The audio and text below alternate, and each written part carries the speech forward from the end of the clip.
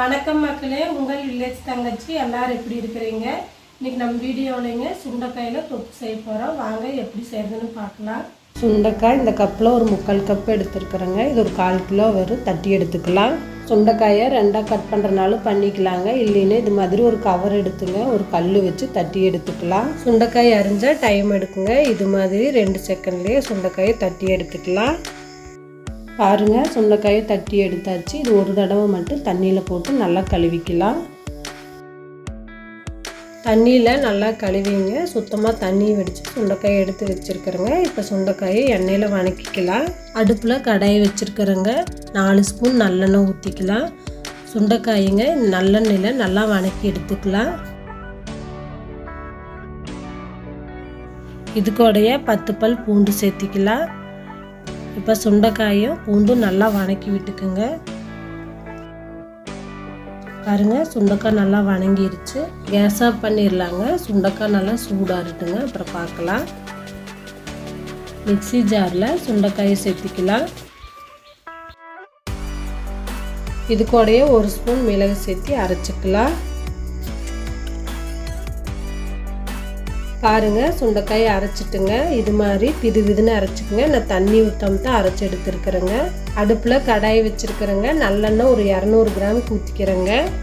எண்ணெய் காஞ்சிருச்சு. 1/2 ஸ்பூன் வெந்தயம் சேர்த்திக்கலாம். 1 ஸ்பூன் கடுகு சேர்த்திக்கலாம். 1 ஸ்பூன் சீரகம் சேர்த்திக்கலாம். அடுப்பு சிம்மில் வச்சுக்கோங்க. 1/4 ஸ்பூன் மஞ்சத்தூள் சேர்த்திக்கலாம்.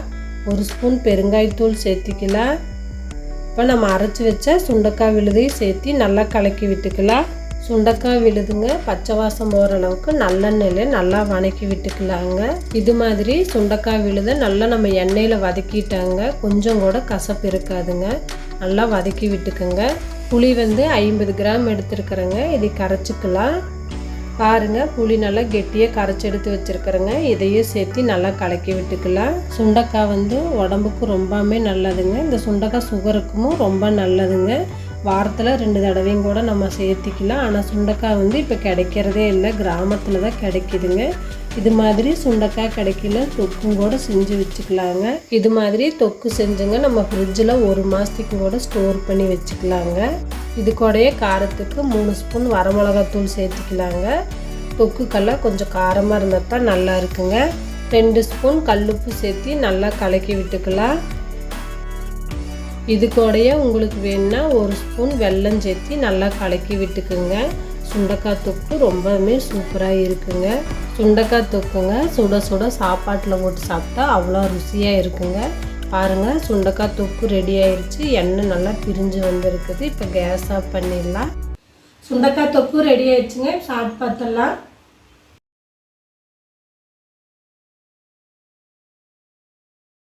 சுண்டைக்காய் தொக்கு ரொம்ப டேஸ்ட்டாக இருக்குதுங்க. இது மாதிரி நீங்களும் செஞ்சு பாருங்க. செஞ்சு பார்த்துட்டு எப்படி இருக்குன்னு சொல்லுங்கள்.